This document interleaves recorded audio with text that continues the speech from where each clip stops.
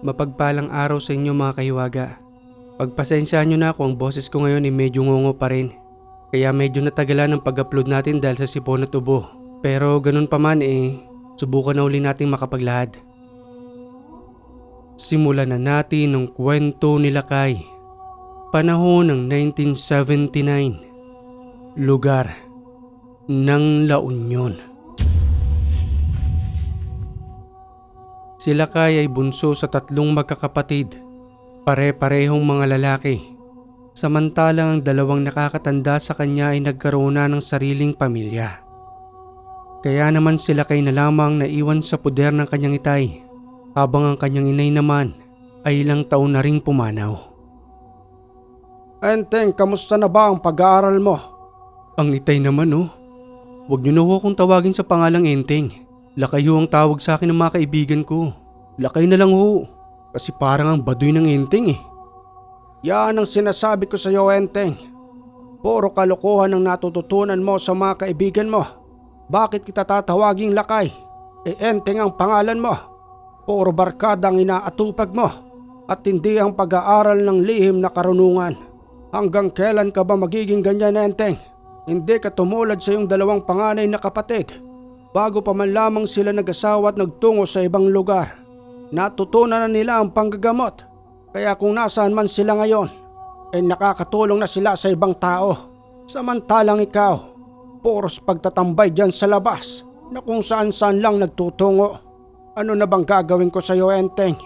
Tayo na nga lang 2 magkasama rito. Hindi ka pa nakikinig sa akin. Ang itay naman Matututunan ko rin ang lahat ng yan. Huwag ko kayong magmadali. Anong sinasabi mong wag magmadali? Samantalang ilang taon ka nang nag-aaral. Magpahanggang sa ngayon, wala ka pa rin nakakabisang buhay na salita. Binigay ko na sa iyo ang libreta, pati na rin ang pamamaraan ng pagdidibosyon. Subalit ang gampaning yon upang linisin ang iyong sarili ay hindi mo magawa-gawa. Papaano kang pagkakalooban ng kaalaman kung ikaw mismo ay marumi na hindi katanggap-tanggap sa kalangitan? Oo na ho, itay. Makaalis na nga lang dito. Napakamot sa kanyang ulo itong sila Kay bago umalis sa kanilang tahanan at nagtungo sa kanyang kaibigan doon na nagngangalang Dolfo. O Lakay, anong nangyari sa mukha mo? Bakit nakakunot na naman yan? Para kang pinagsakloban ng langit at lupa. Siguro pinagalitan ka na naman ni Tatay Dino, ano? Ano pa nga ba? Halos araw-araw na lang ganun Ipinipilit sa akin itay ang pag-aaral ng lihim na karunungan. Ano namang mapapala ko ron? Isang malaking obligasyon. Tapos pagdating ng araw ako lang rin ang mahihirapan. Bakit kasi hindi mo na lang sundin ang tatay mo? Hindi ka naman niya siguro tuturuan kung mapapahama ka, di ba? May magulang bang gustong mapahamak ang kanyang anak? Di ba wala naman? Napakaswerte mo nga dahil may magtuturo sa'yo. Samantalang maraming nangangarap na magkaroon yan. At isa na nga rin ako doon. Samantalang ikaw, nakalatag na sa iyong harapan. Pinabaliwala mo lang. Di ikaw na lang kaya, Dolfo. Isa ka pa Kaya nga ako nagtungo rito. Para hindi makarinig ng kung ano-anong salita. Kung pwede nga lang ako na lang magpapaturo kay Tatay Dino. Aminado sila Kay ng mga panahong iyon na matigas ang kanyang ulo at hindi sumusunod sa kanyang itay. Dahil na rin siguro sa wala pa sa kanyang isipan at puso ang patungkol sa pag-aaral ng lihim na karunungan at pagpapasa sa kanya ng kaalaman na nagmula pa sa kanilang mga ninuno. Oy Dolfo at Lakay, tara na tagay tayo. Ito't may daladala akong tuba. Nag-harvest kasi si tatay. Kaya eto may bitbit ako. Baka may manok kayo ron, Dolfo. Ihawin na natin. Kasi mukhang problemado na naman itong sila kayo. Para mawala yan tagayin na natin itong tuba habang manamis-namis pa. Dagli namang sumang-ayon ng 2 sa paanyaya ng kanilang kaibigang si Marco na may malaking lupang patubaan sa kanilang lugar. Samantalang itong si Dolfo ay nagmamadaling kumuha ng isang manok na kanyang alaga sa silong ng kanilang tahanan. Ayos na ba ang manok na ito, Marco? Ikaw Lakay, anong ambag mo? Wala akong maaambag sa inyo. Kung gusto nyo kayong 2 na lang uminom. Mananahimik lang muna ako sa isang lugar. Alam nyo namang problemado ako kung tatanggapin ko bang inalok sa akin ni Itay. Kesyo wala kang ambag, okay lang yun. Alam naman naming matagal mo nang pinoproblema yan eh. Kaya nga nandito kaming dalawa ni Dolfo. Para naman kahit papano makalimutan mo ng bagyayang iniisip mo. Tara na Dolfo, magpapabaga pa tayo ng apoy. Para maihaw na natin yung manok at masimulan na nating mainom itong tuba. Salamat sa inyong dalawa. Kayo lang nasasandalan ko pagdating sa ganitong oras. Wala yun, ano ka ba, Lakay? Tayo na nga lang tatlong magkakaibigan dito eh. Wala rin ibang magtutulungan kung di tayo. Siya nga pala, nabalitaan na ba ng yung itay? Nung nakaraang gabi sa kabilang sityo, may umatake raw na isang aswang. Mabuti na lang at yung alaga nilang baboy ang kinante. Ayun at wakwak ang tiyan. Akala nga na nagmamay-ari ng baboy eh. Pinagtripan lang din ng mga tambay. Hanggang sa mapansin nila ang kakaibang kalmot sa katawan ng kanilang alaga. Kaya doon nila napagtanto na hindi taong gumawa noon, kundi ang hindi pangkaraniwang nilalang na pag-alagala sa bawat sityo. Kung ako sa tatay mo, Lakay, hinahanting ko na yung mga yan eh. Para naman wala nang ibang magambala pa ng mga tahanan. Pero wisyo sa mga alagang hayop, pati na rin sa mga taong tahimik na naninirahan. May punto ka roon, Dolfo. Pero hindi ganun kadali yun. May mga pamamaraang gagawin. Hindi basta-basta at hindi madali. Buhay rin ita yung nakasalalay roon. Maaari niya namang gawin pero nakadepende pa rin sa kanya kung pag-aaksaya niya ng oras ang nilalang na yun.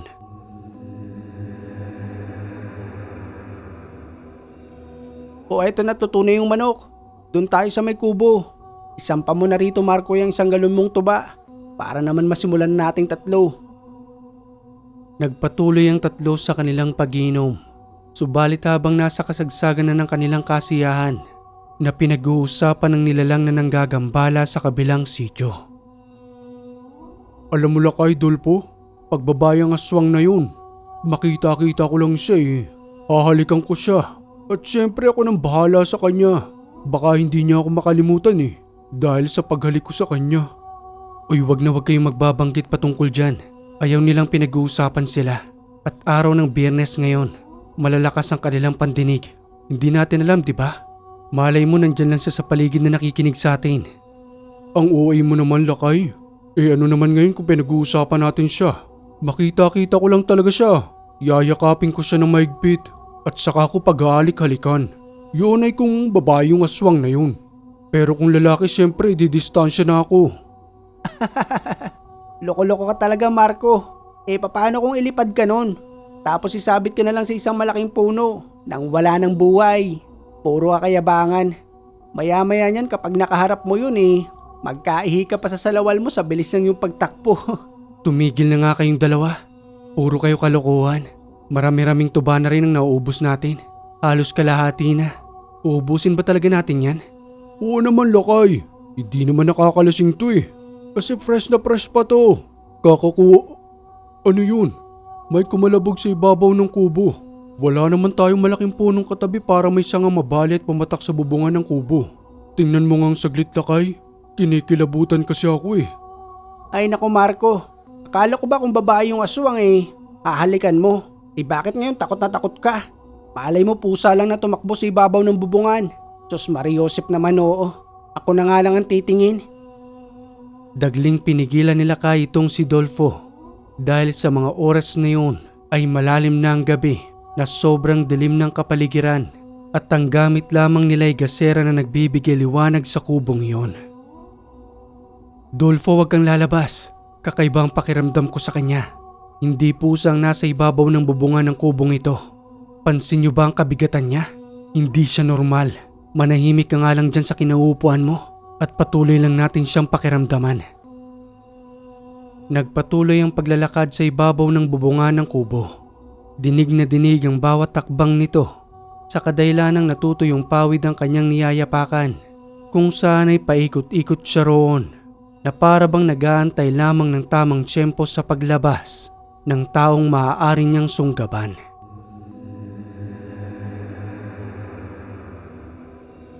Binabawi ko ng biro ko. Umalis ka na dyan sa ibabaw ng bubungan. Hindi naman totoo yun eh. Ayaw pa rin umalis, Lakay. Pabayaan lang natin siya at wag na wag kayong lalabas. Ito na nga bang sinasabi ko na wag kayong magbibiro patungkol sa kanila. Lalo na sa araw ng Martes at Biyernes. Malalakas ang kanilang pandinig at yun ang sinasabi sa akin ni Itay.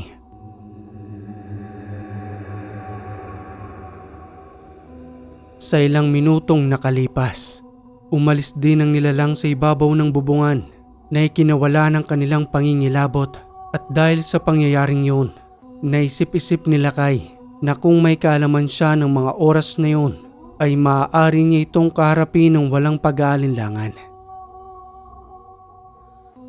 Kinabukasan ng umaga, napansin siya ng kanyang itay na nakaupo roon sa ilalim ng isang malaking puno kung saan ay doon siya nagbabasa at nag-aaral ng dapat niyang matutunan. Dahan-dahan itong lumapit sa kanya at nagsalita ng, Mukhang may kakaibang hanging dumaloy sa iyong isipan at muli mo nang hinawakan ng libretang yan. Ano bang nakain mo, Enteng? May naranasan ka bang kakaiba? Kaya napilitan kang hawakan ng libretang yan para muling pag-aralan ang nakapaloob rito. Kayo po pala itay. Pasensya na po kung dito ako nag-aaral. Mas malamig po kasi ang hangin dito. Siseryosohin ko na rin po ang pag-aaral ng lihim na karunungan. Magmula po sa araw na ito, susundin ko na pong lahat ng itinuturo ninyo. Pabuti naman kung gayon, Enteng. At napag-isip-isip mo rin na kinakailangan mo ang libretang yan. Ito ang tandaan mo. Hindi sa lahat ng oras ay magkasama tayo. Tumatanda na ako. Darating ang panahon na mawawala rin ako sa iyong tabi. At kung sakali man na may makaharap ka na kakaibang uri ng nilalang, hindi kanya basta-bastang malilinlang dahil sa iyong tangan-tangan ang lahat ng uri ng kakayanan na maaari kong maipasa sa iyo. Masusunod po itay. Hayaan niyo po't pagbubutihin ko. Kunin mo roon sa loob ng tahanan ng kandila. Simulan mo magtirik rito at taimtim kang magdasal ng 49 days upang linisin ang iyong sarili. At doon magsisimula ang pagtanggap sa iyo ng banal na espiritu upang pagkalooban ka ng karunungan. Dagling kumuha si Lakay ng 3 kandila sa loob ng tahanan. At pagkatapos nga noon ay nagtirik ito sa paligid ng puno kung saan ay doon siya nagdarasal para sa paghingi ng kapatawaran sa lahat ng kanyang kamalian. Hindi na nito sinabi sa kanyang itay ang patungkol sa kanilang karanasan sa may kubo. Dahil para sa kanya ay positibo ang pangyayaring yun na tumulak sa kanya upang muling buklatin ang libreta para sa kanyang karunungan.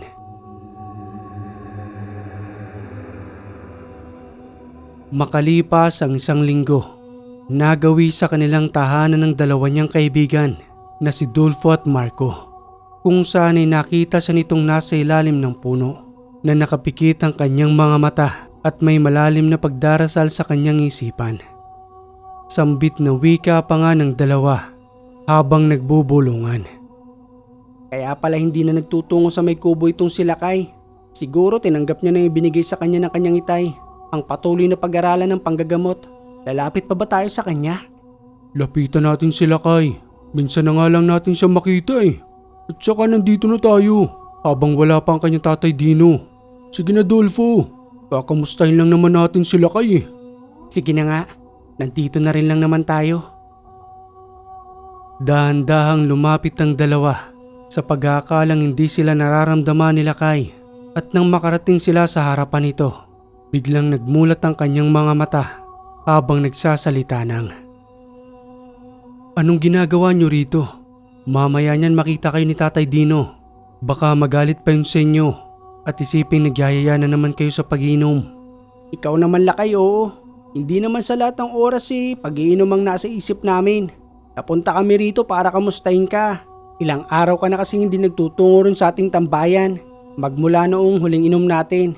Tinanggap mo na ba ang pinagkakalob sa iyo ng iyong itay? Oo, tinanggap ko na. At maling-mali nga ang timing ninyo.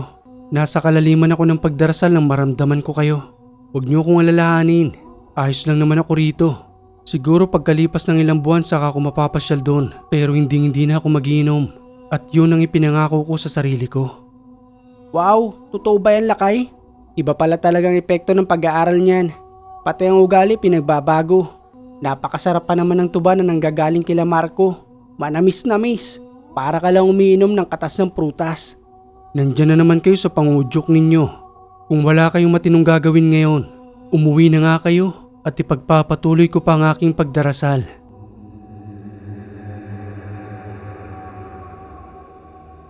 Makalipas ang 4 na buwan, tuluyan ang natutunan ni Lakay ang lahat ng itinuturo sa kanya ng kanyang tatay Dino. May pinagkaloob sa kanya ang kanyang itay at yun ay isang mutya na tinatawag nilang Batubalani. At maliban pa doon, kasama pa roon ang isang medalyon ng arkanghel at ang isang matalim na katana na sa panahon pa ng mga Hapon nahulma ang espadang iyon. Enteng, yan na lamang ang natitirang alaala sa akin ng aking mga magulang. Pangalagaan mo yan dahil sa haba ng panahon, maraming beses na akong iniligtas ng medalyon.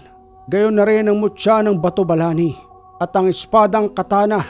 Yan ang magiging sandata mo upang lipulin ng masasamang nilalang na nasa panig ng kaliwa. Napatanong si Lakay sa kanyang itay patungkol sa kanyang tunay na misyon, kung manggagamot ba siya o siyang napag-atasan na lipulin ng mga nilalang na patuloy na nanggagambala sa sangkatauhan. Itay, akala ko ho ba manggagamot ako? Pero bakit pinagkalooban niyo pa ho ako ng katana? Hindi ko naman ho yata kailangan ito sa loob ng tahanan. Mga pasyente ho na may karamdaman ang gagamutin ko at hindi ho ako makikipaglaban ng harap-harapan. Espiritual lang ho na pamamaraan ayos na. Tama ka roon, Enteng. Mabuti ng dalawang kaparaanan ng alam mo ang pumaslang sa pamamagitan ng espiritual, pati na rin ng katanang ito. Ibig niyo bang sabihin, maliban sa panggagamot ko, hahantingin kong mga aswang? Tumpak ang sinabi mo, Enteng. Papaano mo silang malilipol kung maghihintay ka lamang sa tahanan ng pasyente? Gagamitin mo ang katanang yan sa kanila. Pero huwag kang mag-alala dahil kasama mo ako at magtutulungan tayong lipulin silang lahat. Nabigla si Lakay sa mga sinabi ng kanyang itay. Subalit upang makatulong, sumang-ayon ito sa mga sinabi sa kanya at maigting na pinanghawakan ng katana habang pinigmamasdan ng talim nito na kumikinang sa liwanag ng araw. Siguro nga'y dito ako nakatadhana. Gagampanan ko ang lahat ng ito dahil ipinangako ko sa aking sarili na kung sakaling makaharap ko na sila, gagamitin kong lahat ng aking natutunan upang makatulong kay Tatay Dino.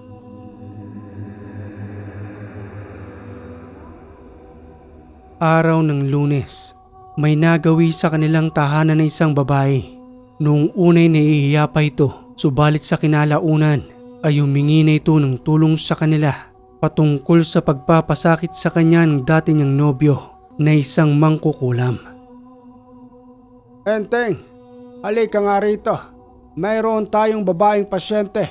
Ikaw na ang gumamot sa kanya at may gagawin lamang akong saglit sa labas ng bahay. Sige ho, itay, papunta na ho ako dyan. At nang makalapit na nga si Enteng, baka sa mukha ng babae na may malubha itong karamdaman at may malalim na iniisip. Akin na ho yung kamay ninyo nang malaman ho natin kung anong uri ang nagpapasakit sa iyo. Ginang, tao ho ang may gawa nito sa inyo. Mayroon ho ba kayong nakaaway? O may napagsalita ng masama kaya ho ginagawa niya ito sa inyo? Wala naman akong ibang pinaghihinalaan kung di ang dati kong nobyo. Kasi noon habang nagsasama pa lamang kami, may napansin akong kakaiba sa kanya. Tuwing gabi ay nagdarasal siya gamit ang itim na kandila. Nagsama na kasi kami noon. Pero nang mapon ako siya dahil sa ginagawa niya, nagalit ho siya sa akin. Bakit ko raw siya pinakikialaman? Syempre naman ho dahil nobya niya ako. At unti-unti ko napapansin na dumadami ang kanyang parokyano. Yung mga nagbabayad sa kanya para mangkulam. Papayag ka ba na kausapin ko siya gamit ang iyong katawan? Pasasanibin natin ang kanyang espiritu para malaman natin kung anong kanyang dahilan at bakit niya ginagawa yun sa iyo. Ikaw na ho ang bahala. Ang mahalaga ho sa akin ay gumaling ako. Sige at pumikit ka. Wala kang iisipin ng kahit na ano. I-relax mo lang ang buong mong katawan at ako nang bahalang tumawag sa kanyang espiritu.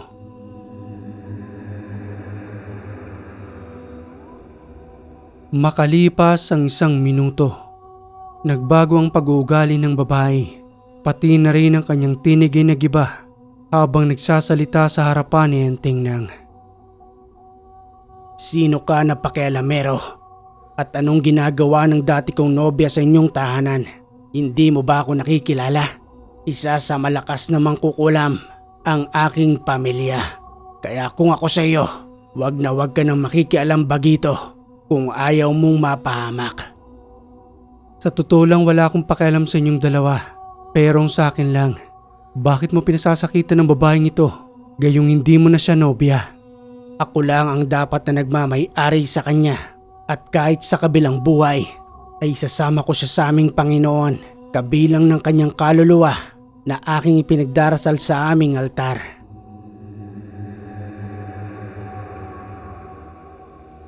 Ang sinasamba mo ay isang demonyo. Hindi ka maaaring mabuhay rito. At hindi mo rin pwedeng isama ang babaeng ito na walang kinalaman sa iyong gustong mangyari. Pagbibigyan kita dahil sa tinawag mo kong isang bagito. Gamitin mo na ang lahat ng kaalaman mo sa pamamagitan ng kumbate espiritual. Binigyan nila Lakay ng pagkakataon na magamit ng mangkukulam ang lahat ng kanyang kaalaman hanggang sa nagmustya ito ng kanyang mga kamay sa pamamagitan ng katawan ng babae. Subalit ni Isay wala man lamang nararamdaman si Lakay kahit na ba may binibitawan pa itong mga salita na animoy ang mga dasalay pabaliktad na naaayon sa kaalaman ng kaliwa. Hanggang sa muli na lamang nagsalita itong si Lakay na nagwiwika ng, para bang nag-aaksaya ka lamang ng oras, ni wala man lamang akong nararamdaman sa ginagawa mo.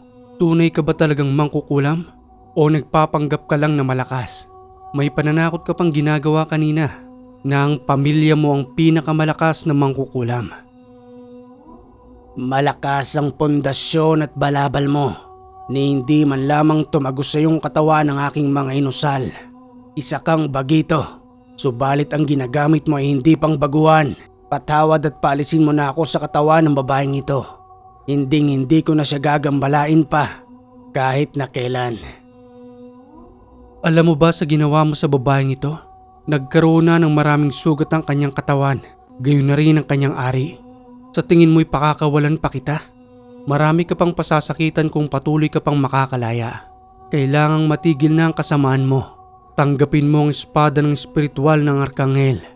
Ito ang maghahatid sa iyo sa impyerno upang mapaaga na ang iyong pagkikita ng iyong Panginoon.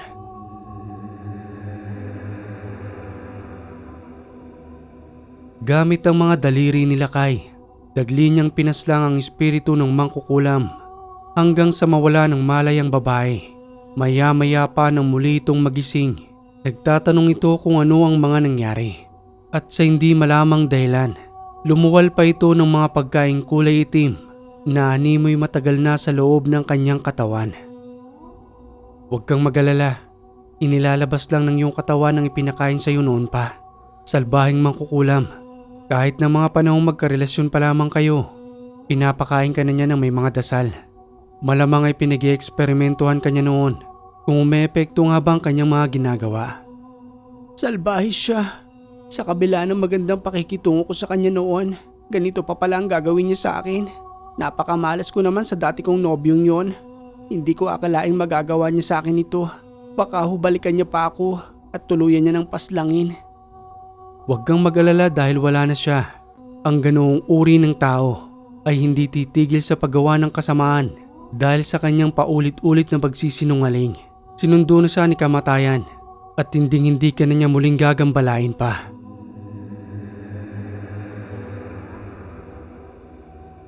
Maya-maya pa'y masayang nagpaalam na ang babae. Muli nang nanumbalik ang sigla sa kanyang katawan. Subalit sa hindi inaasahan ni Lakay, dumating ang kanyang dalawang kaibigan. Ngunit itong si Marco ay may namamagang talampakan hanggang sa kanyang hita. Lakay! Lakay! Pwede mo bang gamutin itong si Marco? Masama ang kalagayan niya eh. Eto't namamagang kanyang talampakan pati na rin ang kanyang hita.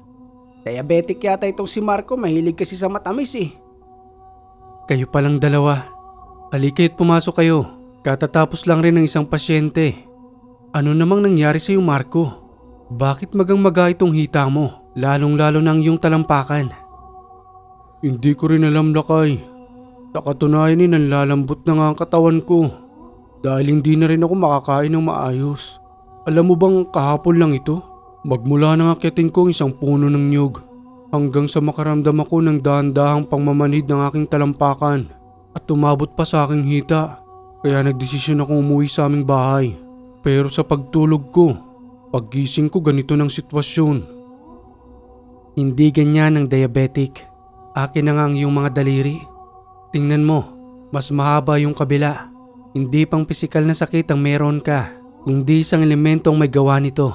Malamang nagambala mo siya. Akong bahala. Susubukan nating pakiusapan. At kung hindi madadala sa pakiusap maaari ko siyang paslangin. Baka naman kung mapano si Marco, Lakay. Sigurado ka na ba dyan sa gagawin mo? Baka naman hindi na muling makabalik ang espiritu nitong si Marco at tumawid na sa kabilang buhay. Panoorin mo na lang ang gagawin ko, Dulfo.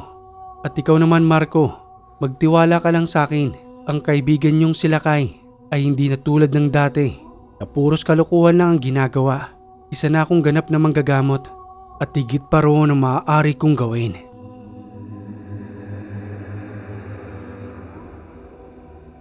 Sino ka at anong uri ka ng elemento? Magsalita ka dahil masasaktan ka sa akin.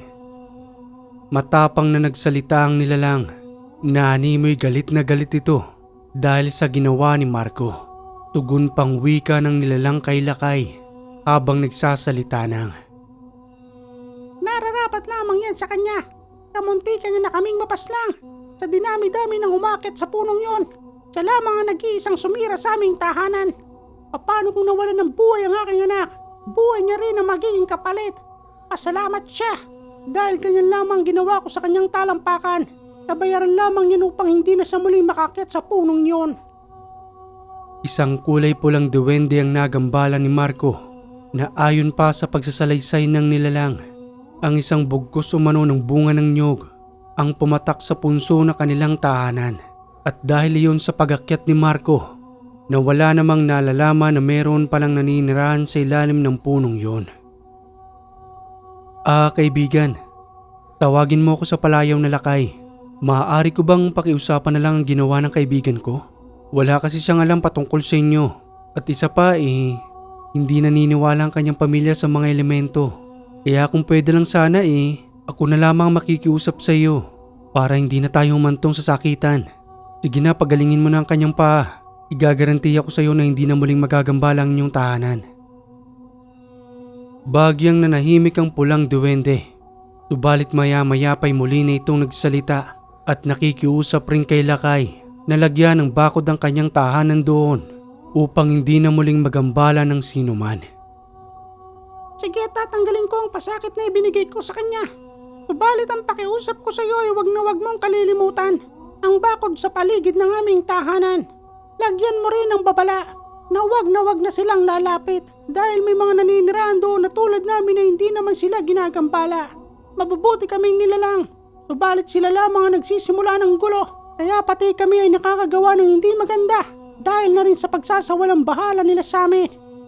Ipagpatawad ninyo dahil ang mga taong magsasaka roon ay wala namang abilidad para makita kayo.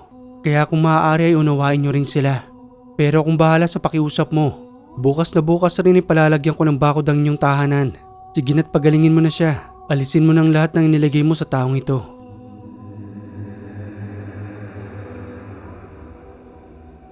Sa ilang minuto lamang na nakalipas, parang nagdahilan lamang itong si Marco na wala ang sakit ng kanyang talampakan, gayon na rin ang kanyang hita. Subalit nandoon pa rin ang pamamaga na dahan-dahan naman umanong manunumbalik sa dati sa paglipas lamang ng isang araw. Salamat Lakay sa paggamot mo sa akin. Nailalapat ko nang muli sa lupa ang aking talampakan. Nawala na yung sakit niya. Huwag kang magpasalamat sa akin dahil hindi ako nagpagaling sa'yo. Kung di ang pulang duwende na nagambala mo. May nakita ka bang punso sa ilalim ng puno ng nyog? Oo, meron nga doon. Pero ang akala ko bahay lang ng ana yun. Kaya doon ko ipinatak ang bunga ng nyog. Hindi naman kasi ako naniniwala sa mga duwende noon Sabi kasi ni Inay at Itay, mga sinaunang kwento lang daw yun. Pero dahil sa nangyari sa akin ngayon, naniniwala na ako. Wala naman kasing masamang maniwala. At saka wala namang nawawala sa inyo, di ba? Bigyan din ninyo ng pansin ang mga elementong hindi ninyo nakikita. Para naman hindi na ito maulit sa iyo. Siya nga pala Marco, may pakiusap sa akin ng duwende. Kung maaari daw ay bakuran mo ang kanyang tahanan. At lagyan mo na rin ng karatula na may mga duwendeng naninirahan doon. Para naman maging babala sa mga tauhan ninyo. Pabayaan mo nang hindi maniwalang yung mga magulang. Basta ikaw nag-iingat ka at simula ngayon, paniwalaan mo sila kahit hindi mo sila nakikita.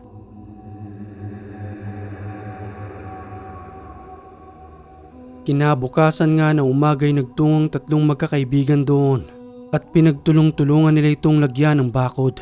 At nang matapos nilang maisagawa ang lahat, nagpakita kay Lakay ang pulang duwende habang may daladala itong regalo na isang pulang perlas. Para saan naman ito, kaibigan? At bakit binibigyan mo pa ako ng ganito? Samantalang ang kaibigan ko nang nakapirwisyo sa'yo, ako pang pagkakalooban mo ng regalo. Yan ay bilang tanda ng pasasalamat ko sa iyo dahil tumutupad ka sa ating usapan at kung kinakailangan mo naman ng aking tulong, tawagin mo ko sa aking pangalangan din at tutulong ako sa iyong layunin. Salamat sa kabutihan ng iyong puso, kaibigan. Sige na't magpapaalam na ako. Napag-isip-isip ni Dolfo at Marco na nasisiraan na ng bait itong si Lakay sa kadahilan ng may kinakausap itong hindi nila nakikita. Hanggang sa tumayo na ito sa kanyang pagkakaupo. Lumapit ang dalawa sa kanya at nagtanong ng, Nawiwerduhan na talaga kami sa iyo, Lakay. Sino naman ang kinakausap mo diyan kanina? Para kang baliw na wala naman kaming makitang kinakausap mo. Oo nga, Lakay. At bakit parang may dinampot ka? Ano ba nangyayari sa'yo? Tulad nga ng sinabi ko sa inyo, hindi na akong dating Lakay. At saka hindi ako nababaliw, ha? Ang kausap ko kanina yung duwende. May binigay lang siya sa aking munting regalo bilang pasasalamat raw eh. Ano namang regalo yun? Ito isang pulang perlas. Hindi ko alam kung paano niya itong nakuha. Pero ipinagkalob niya sa akin bilang pasasalamat raw. Ang galing naman. Sana maging kaibigan niya rin kami. Mabait naman kami ni Dolfo, di ba? Wala namang pinipiling kaibigan ng duwende. Yun nga lang ay kung may abilidad kayong makita sila, walang problema yun. Ipakilala mo naman kami, Lakay. Baka sakaling pagkalooban din kami ng pulang perlas. Tumulong naman kami sa paggawa ng bakod sa bahay nila. Bakit ikaw lang binigyan? Hay naku, Dolfo. Hindi basta-basta ang perlas na ito. Napapansin mo bang malakas na gabay ng pulang perlas? Kaya nyo bang pangalagaan ito? Baka hindi kayo patulugin ng gabay at kulitin kayong pangalagaan siya. Pero ang tanong, alam nyo bang pangalagaan ang ganitong uri ng mutya? Siyempre magpapaturo kami sa iyo. Hindi ito larawan at hindi ganun kadali. Mahalaga para sa kanila ang ganitong uri ng mutya at bibihira silang magkaloob ng ganito sa mga alam lang nilang taong may kakaibang uri ng abilidad.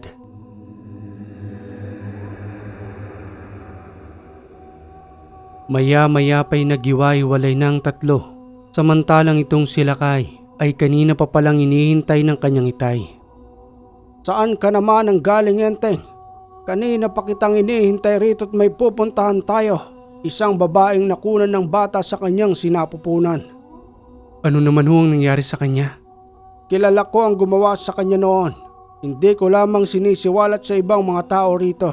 Dahil ayaw kong mapahiya siya. Nakiusap sa akin noon at binigyan ko naman siya ng isa pang pagkakataon.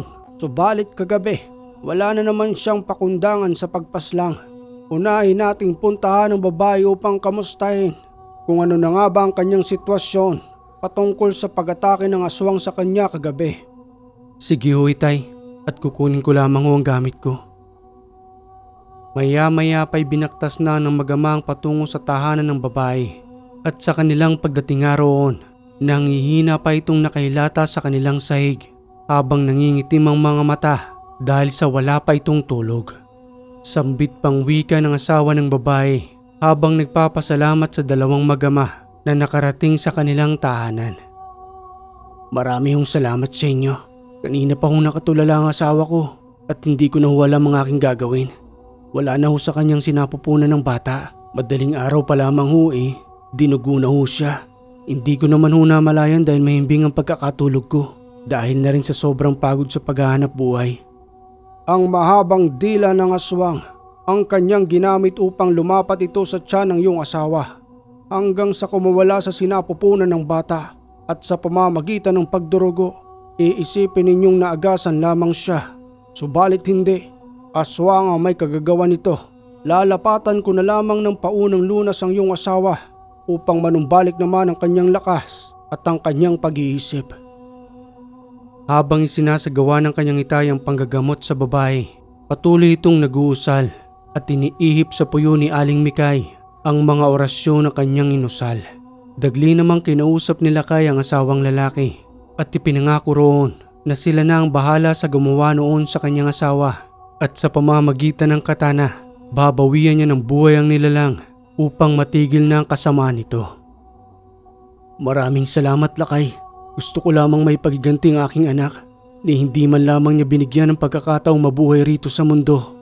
Kung ako lang ang may uri ng kakayanan na tulad ninyo, ako nang papas lang sa kanya at pipira-pirasuhin ko ang kanyang katawan kahit na magmakaawa pa siya sa akin.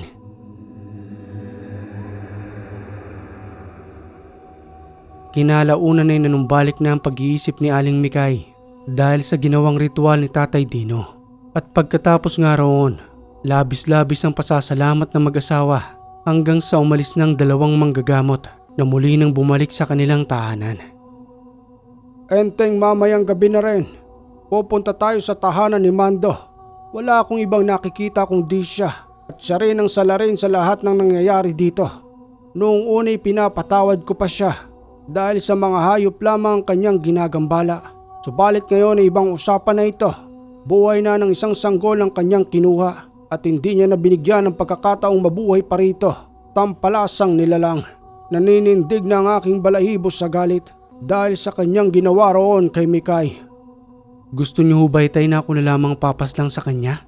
Madali na lamang para sa akin yon. Lalo pat siya na mismo nagbigay ng pagkakataon upang talagang ihatid ko na siya sa impyernong dapat niyang kalagyan. Sige, at ipapaubaya ko siya sa iyo. Subalit sasamahan kita kung saan ang kanyang tahanan.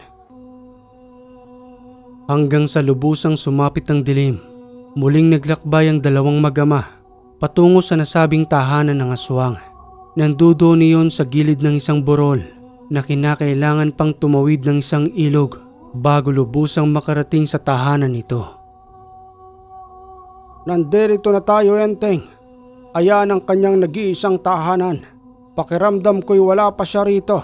Malamang ay naghahanap pa ng kanyang makakain. Maghintay-hintay lamang tayo rito at wala naman siyang ibang tahanang uwian maliban sa barong-barong na ito. Makalipas ang ilang oras na pagmamanman, may nasipat itong si Enteng na isang lalaking naglalakad patungo sa tahanan. Itay, sa palagay ko'y siya na yon. Pumasok siya sa loob ng kanyang barong-barong. Halika na't puntahan na natin upang mabigyan na ng hustisya ang pagkamatay ng anak ni Aling Mikay. At sa pagkakataong iyon, gumamit ng sabulag na usal ang mag-ama, saka ito naglakad patungo sa barong-barong. Nag-abang sa may bintana si Tatay Dino, samantalang itong si Lakay ay sinipa ang pintuan. Wala ka ng kawala ngayon, Mando. Sino ang may gawa nito? Nasaan ka? At sinong nagsasalita sa aking harapan? Dagling tinanggal ni Lakay ang sabulag sa kanyang katawan upang magpakita ng harap-harapan kay Mando habang hawak-hawak ang katana. Ikaw ang sinasabi nilang Lakay? Bakit ka nandirito? At anong kasalanan ko sa'yo? Wala kang kasalanan sa akin, subalit sa mga ginambala mo, doon ka maraming masamang nagawa. Tatay Dino, pumasok na ho kayo rito. Wala na hong kawala itong si Mando sa aking mga kamay. Mando, maraming beses na kitang pinagsabihan. Subalit hanggang ngayon ay mas matindi pa ang ginagawa mo. Noong araw ay mga hayop lamang ang pinapaslang mo. Subalit ngayon, pati ba naman ang sanggol na anak ni Mikay ay hindi mo pinatawad? Hindi ako yon, Mang Dino. Ako lang ba ang aswang sa lugar na ito? Marami pang nagkalat riyan, pati na rin ang iba't ibang uri ng aswang na dayuhan. Bakit akong pinagbibintangan mo? Alam kong marami pa kayo rito, subalit ang iyong mga bakas sa may bubungan, hindi mo may pagkakaila yun sa akin. Pati na rin ang iyong laway na nagkalat roon. Nagwagi ka sa iyong pinaplano sa pagkuha ng sanggol, subalit hindi ka makakatakas sa amin kahit na magpaulit-ulit ka pang magsinungaling. Hindi ba katanggap-tanggap ang sinabi ko? Hindi nga akong kumuha ng sanggol ni Aling Mikay. Bakit ba akong pinagdidiinan ninyo? Ay nako, Mando, magsinungaling ka na sa iba pero wag lamang sa akin. Kung tunay nga bang sinasabi mo, may bibig kasi akong mga usal. Subalit dahil sa mga usal na yon, ay hindi ka makakapagsinungaling. Nang bibig kasin pa lamang ni Tatay Dino ang mga usal, Lumuhod na sa kanilang harapan itong si Mando habang patuloy na nagmamakaawa. Patawad na sa inyo, Lakay. Pati na rin sa iyo, Mang Dino. Hindi ko na po ulitin. Sigurado po yan. Paniwalaan niyo po ako. Tulad ng ating napag-usapan, Enteng, ikaw na ang bahala sa kanya. Maghihintay ako sa iyo sa labas ng kubong ito. Sige na't bigyan mo na ng ustisya ang nangyari sa bata. Walang awang pinaslang ni Lakay ang nilalang upang may pagiganti ang sanggol na kanyang binawian ng buhay dahil sa kanyang kumakalam na sikmura. Wala kang awa, Mando. Pati ba naman sanggol sa sinapupunan ay hindi mo na binigyan ng pagkakataon. Paalam, ito na ang huling gabi mo sa mundong ito.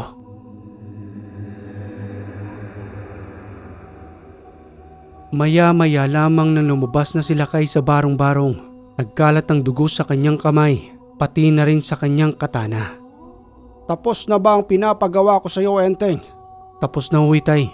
Kahit na may 10 buhay pa siya, hindi na siya mabubuhay sa ginawa ko sa kanya. Mabuti naman kung gayon. Eto ang posporo. Sindihan mo ang kanyang tahanan upang ang lahat ng kanyang mga gamit ay matupok na kasama ng kanyang katawan. At nang matapos na mapaliyabyo ni Lakay, iniwan na nila ang tahanan habang patuloy itong tinutupok ng apoy hanggang sa muli silang mapadaan sa may ilog kung saan ay naligo itong si Lakay upang magugas ng kanyang katawan at linisan rin ang kanyang katana. Sambit pang wika ng kanyang itay habang nandoon pa rin sila sa may ilog. Unti-unti ka nang gumagaling sa iyong ginagawa, Enteng.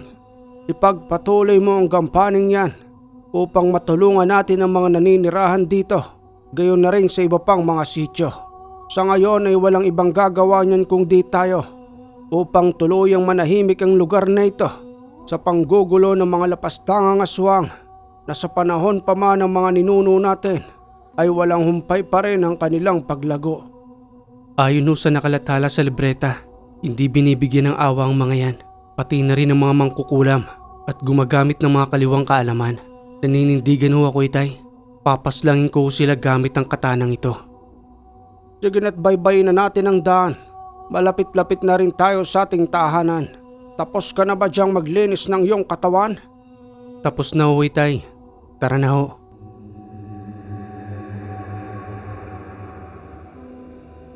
Kinabukasan ay nagmamadali ang mag-ama sa kadahilan ng ipinatawag sila sa isang barangay kung saan ay mayroong karamdaman ng isang kapitan habang nag-aagaw buhay dahil sa malubhang karamdaman.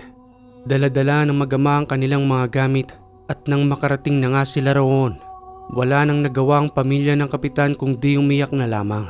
Subalit nang masulya pa ni Tatay Dino ang punong barangay, nakita niyang buhay pa ito. Nabiyag lamang ang espiritu sa puder ng mangkukulam na nagbigay ng karamdaman sa punong barangay. Hindi pa pumanaw ang inyong kapitan, kaya wag na wag ninyong ililibing ang kanyang katawan. Susubukan ko kung anong magagawa ko. Tatawagin natin ang kanyang espiritu upang muling bumalik sa kanyang katawan. Subalit uunahin natin ang mangkukulam na may kagagawan nito. Sino ang anak rito ni kapitan? Maaari bang gamitin natin ang iyong katawan upang pasanibin ang nagpasakit sa iyong itay para mabawi natin ang kanyang espiritu? Ako na lang po, Mang Dino, para po muli nang manumbalik si Itay. Hawakan mo ang kamay ng iyong itay. Pumikit ka at magtiwala lamang sa aking gagawin. Matapos ang paghawak ng anak na binatilyo ng kapitan, madaling nag-usal ng mga salita si Tatay Dino at sa pagkumpas ng kanyang daliri. Sumapi sa katawan ng binatilyong mangkukulam at kagad itong nagsalita ng, Wala nang inaasahan ninyong kapitan. Ikinulong ko na ang kanyang kaluluwa sa isang bote. Yan ang parusa ko sa kanya dahil sa pagpapalayas niya sa akin sa kanyang barangay. Hindi naman ako namimirwisyo, pero bakit ganoon ang ginawa niya sa akin? Natitiyak kung hindi ka palalayasin ng kapitang ito kung isa kang mabuting tao. Sigurado ka bang hindi ka namimirwisyo? Kilala ba ninyo ang matandang ito na nakasanib sa katawan ng bata? Opo, Mang Dino, kilala po namin siya. Siya po ang matandang pinalayas ni kapitan dahil nga po sa bali-balita patungkol dito sa aming barangay. na kapag hindi po yan pinapautang sa tindahan, kinukulam niya po ang may-ari ng tindahan. Tapos pati na rin po yung mga tao rito. Kapag nakabangga niya lang kung ano-anong uri na ng sakit ang lumalabas sa katawan. Tapos kapag dinadala po sa doktor, wala naman silang makita. Kaya ang suspitsya po namin ang matandang yan. Kaya kahit na alam po ni Kapitan na delikado, upang makatulong sa barangay, pinakiusapan na lang niya na umalis na rito. Pero ganyan palang gagawin kay Kapitan. Ngayon ay alam ko na ang punot dulo ng lahat ng ito. Ikaw pa rin, tanda. Wala ka ng pinagkatandaan. Hanggang kailan ba kayo magbabago? Hihintayin pa ninyo ang pagbabalik ng Panginoon. Saka kayo magkukumahog na gumawa ng maganda. Pero huli na ang lahat. Lahat kayong gumagamit ng kaliwa ay ihahatid sa kumukulong apoy na habang buhay na ninyong pagsisisihan.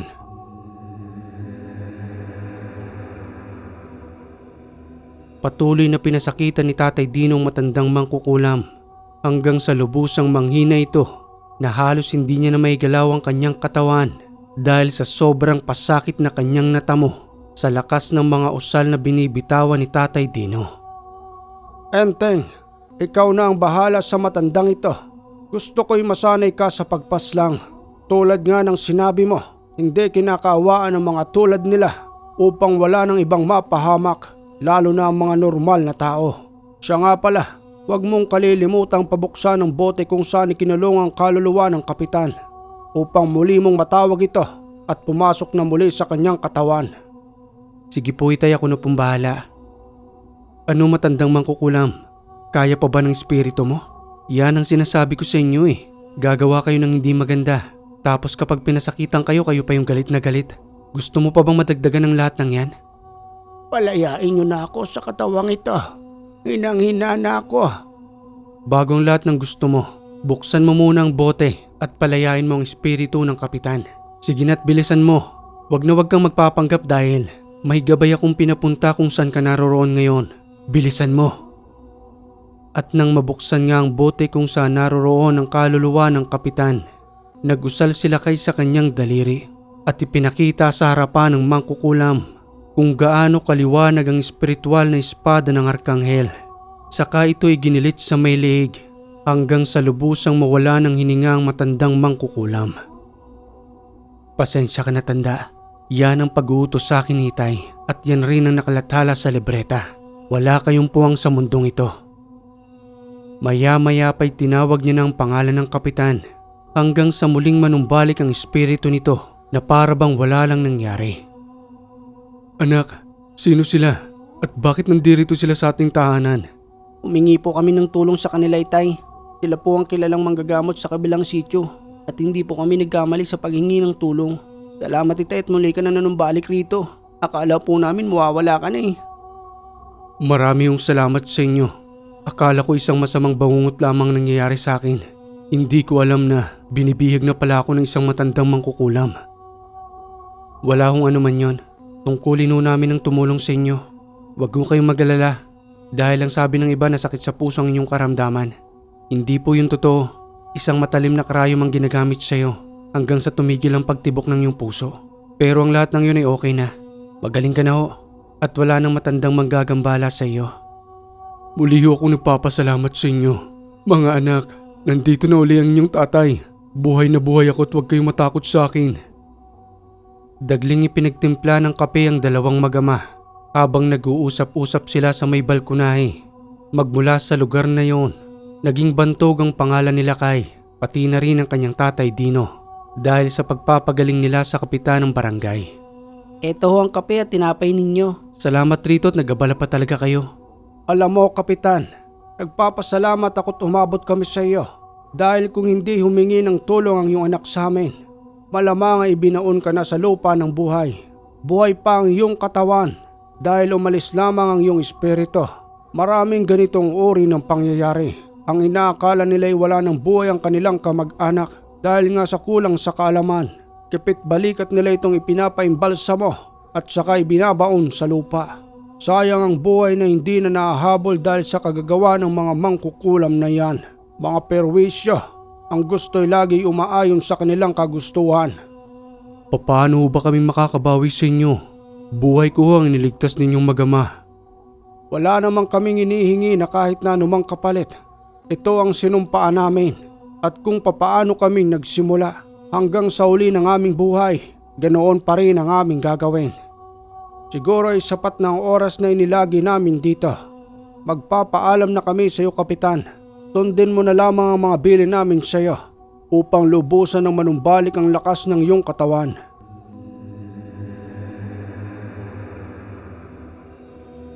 At habang binabaybay ng mag-ama ang daan, may nasipat silang 3 kalalakihan. Matitipuno ang pangangatawan ng mga ito. Hindi mapigilang mapasulyap sila kay habang tumititig ang mga iyon na animoy may gustong sabihin na idinadaan na lamang sa matatalim nitong pagtitig. Itay, tingnan mo yung 3 yun, oh. Napaka-weirdo. Kung makatitig parang may ibubuga. Pabayaan mo lamang sila. Aswang ang 3 yan. Akala siguro nila'y hindi natin sila mababasa. Sa mga tindig pa lamang at pangangatawan. Lalong-lalo na ang kanilang mga mata na mas malikot pa sa mga mata ng magnanakaw. Ano ho bang gusto niyong gawin ko? May oras pa. Huwag muna ngayon, Enteng. Makakaharap din natin ang 3 yan sa tamang oras at panahon. Dahil alam kong isa sila sa nagmamatsyag sa atin ngayon. Unti-unti nang nakikilala ang iyong pangalan. Kaya mag-iingat ka, Enteng. Lalo na kung lalabas ka ng gabi at baka tambangan ka ng mga yan. Subukan lang nila ako, Itay. May kalalagyan ho sila sa akin. Hindi naman sa pagyayabang pero matitikas lang ang kanilang katawan. Tingnan lang natin kung may bubugas sila sa puting kapangyarihan. Nagpatuloy na sa paglalakad ang mag-ama hanggang sa muli nang makabalik sa kanilang tahanan. Subalit sa pagsapit ng gabi, habang patuloy na nagluluto ng pagkain, may naramdaman itong silakay na umaligid sa kanilang tahanan. Aba, mukhang sinundan yata tayo, Itay. Ang lakas naman yata ng loob nila. Pero hindi sila makakalapit sa ating tahanan. Maraming mga nakabaong pangontra dito. Natatawa lang ako sa kanila, Itay. Ngayon lang nangyari sa atin ito. Na may naglakas loob na nagpunta rito sa ating tahanan. Parang sinusong nilang sarili nila sa kapahamakan. Papatulan ko na ho ba sila, Itay? Pabayaan mo lang muna sila riyan. May angking tapang 3 iyon. Samantalang tayo ang humahanting sa kanila. Subalit ngayon ay sila na mismong lumapit sa atin. Mukhang gusto yata nilang tansyahin ang ating kakayanan. Nauunawaan ko sila. Baka kamag-anak pa nila ang matandang mangkukulam na ating pinaslang. Siguro gayon na nga, Itay. Kasi hindi sila mapakali sa labas ng bahay. Patuloy ang malalakas nilang huni na nanggagaling sa likuran ng ating tahanan. Makalipas ang 2 oras, binaliwala lamang ng mag-ama ang pagpaparamdam ng 3 na nagpatuloy lamang sa pagkain ng gabihan hanggang sa nagsawa ng mga ito at lumayo na sa tahanan ng mag-ama na muli nang nanahimik ang paligid.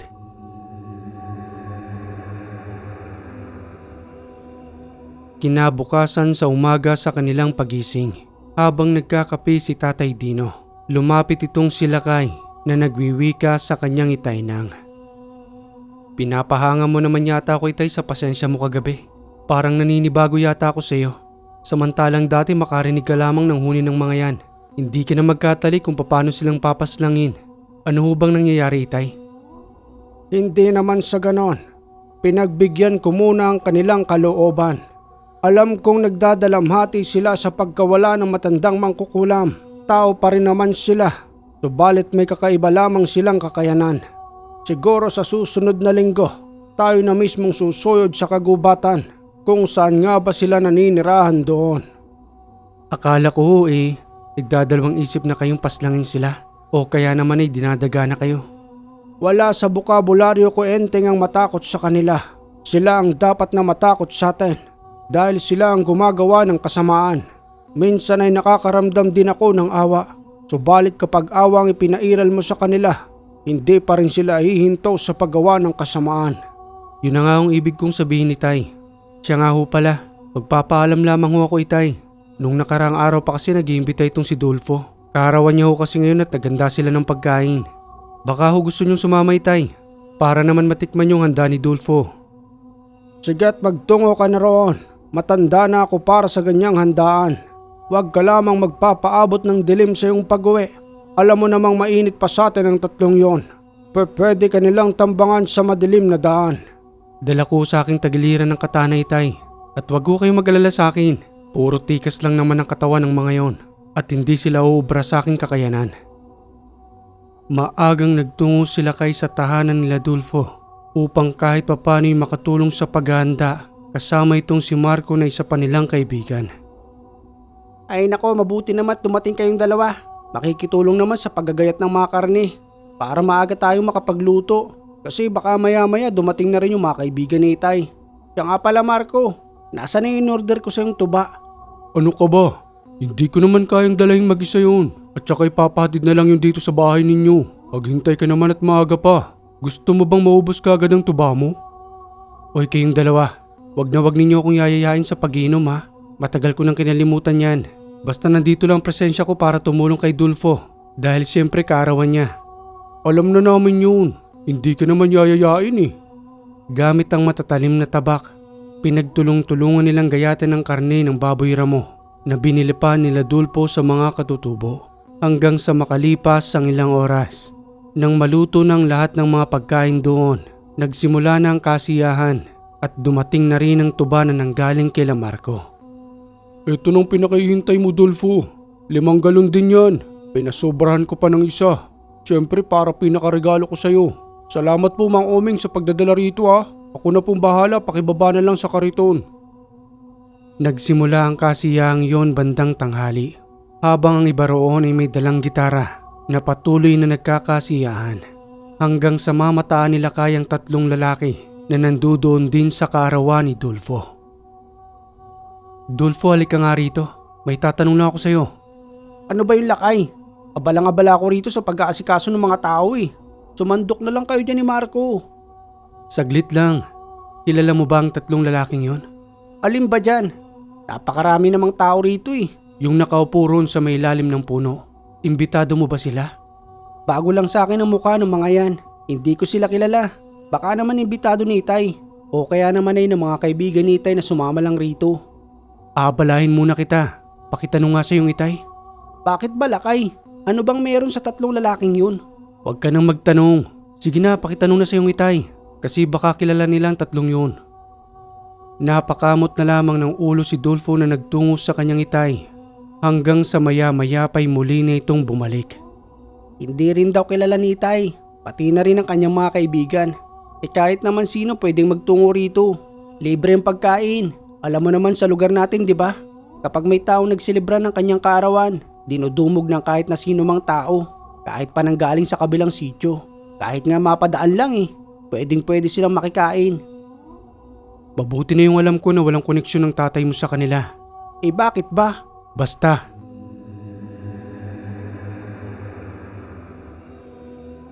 Nagpatuloy ang kasiyahan hanggang sa magdilim. Hindi na masipat nila kayang 3 dumayong lalaki na kahit na paulit-ulit niyang sipatin ay wala na ito sa paligid ng tahanan nila Dulfo. Maya-maya pa'y nagpaalam na sila kay at Marco dahil na rin sa unti-unti ng lumalalim ang gabi at isa-isa na rin nagsisipag-uwian ng mga dumalo sa kanyang kaarawan. O paano ba yan Dulfo? Uuwi na kami ni Marco. Salamat sa pag-imbita mo sa amin ha. May balot akong ulam para kay Itay. Ayaw niya kasing sumama sa akin eh. Hindi niya na raw kasi hilig na magtungo sa ganitong uri ng okasyon. Syempre naman tumatanda na si Tatay Dino. Mas pipiliin na lamang nun na manatili sa bahay. Sige at mag-iingat kayong dalawa. Salamat sa pagdalo sa aking kaarawan. Tunay talaga kayong mga kaibigan. Pagdating ng dalawa sa crossing na daan, naghiwalay na sila Kay at Marco dahil na rin sa magkahiwalay ang kanilang daraanan. Subalit habang patuloy na naglalakad sila Kay, wala itong dala ni isang gasera at ang nagbibigay liwanag lamang sa kanya ay ang liwanag ng buwan. Mapagagalitan tuloy ako ni Itay. Inabot na ako ng gabi sa kaarawan ni Dulfo. Ay nako, ano yun? May nasisipat akong 2 aso, hindi pang karaniwan ang kanilang laki. Pati ba naman sa aking likuran ay may isa pang nakaabang? Kanina pa pala kayo naghihintay rito. Kaya pala nawala kayo sa kasiyahan. Inaabangan nyo na pala ako rito. At sa isang idlap ay muling nanumbalik sa orinal na anyo ang isa roon. Nagsalita ito sa harapan nila Kay habang nagwiwika ng, Hinding-hindi ko makakalimutan ang iyong pagmumuka. Ikaw at ang iyong itay ang pumaslang sa aming lola. Sabi ko na nga ba, kamag-anak ninyo yung matandang mangkukulam. Hindi lang pala siya isang mangkukulam, kundi nasa lahi rin pala siya ng pagiging aswang. Dapat lang siyang sentensyahan dahil sa ginagawa niya sa kabilang sityo. At kayong tatlo, kayo ba ang nagtungo sa aming tahanan kagabi? Kami nga iyon, ni hindi nyo man lamang pinaunlakan ang pagtungo namin sa inyong tahanan. Siguro ay naduduwag kayo sa amin. Pagbabayaran nyo ang ginawa nyo sa aming lola. Buhay ang kinuha ninyo, kaya buhay rin ninyo ang kapalit. Tingnan natin kung kaninong buhay nga ba ang mawawala. Isa laban sa tatlo. Enteng, nandirito lamang ako. Kung kinakailangan mo ng aking tulong, magsabi ka lang at tutulungan kita sa tatlong nilalang na yan. Ano hong ginagawa ninyo riyan sa likod ng puno, itay? Kanina pa ako rito. Pinagmamasdan ko lamang ang tatlong pangit na yan. Gumamit lamang ako ng malakas na sabulag. Susunduin na sana kita. Subalit nakita ko ang tatlong yan. Kaya hinintay ko ang pagkakataon na ikaw na mismo ang pumaslang sa kanila upang masubukan mo ang lakas ng iyong kabal habang tangan-tangan ng matalim na katana na pupuksa sa tatlong nilalang na yan. Matapos makapagsalita ni Tatay Dino, hindi na nakapaghintay ang isang nilalang sa likuran ni Lakay. Kaagad siya nitong sinunggaban na naging dahilan ng kanyang pagbagsak sa lupa. Subalit sa muli niyang pagbangon, kaagad niyang pinaslang ang dalawa roon habang ang isa ay naghihingalo na nakabahon pa sa tagiliran ng matalim na katana. Dahan-dahan itong nanumbalik sa kanyang orihinal na anyo habang nagsasalita kay Lakay nang, Ikaw nga ang sinasabi nilang si Lakay, ang manunugis ng mga aswang. Okay mga kaiwaga, ang ganda ng kwento ni Lakay. Salamat sa nagpadala ng kwento na itinago natin sa pangalang Lakay. Kahit papano nakabalik na ako sa aking paglalahad. Hirap talaga kalaban ng sipon na tubo. Babaguhin niya yung boses natin. At kailangan ng mahaba-habang pahinga bago bumalik sa dati. But anyway, nandito na ulit tayo mga kaiwaga. At kung nagustuhan mong kwentong ito, palambing naman po ng like and share. At kung hindi ka pa nakaka-subscribe, click mo na yung subscribe button dyan. Pati na rin yung bell para updated ka sa ating mga bagong kwento. Muli mga kaiwaga, maraming salamat sa lagi ninyong pagantabay dito sa Ang Hiwaga.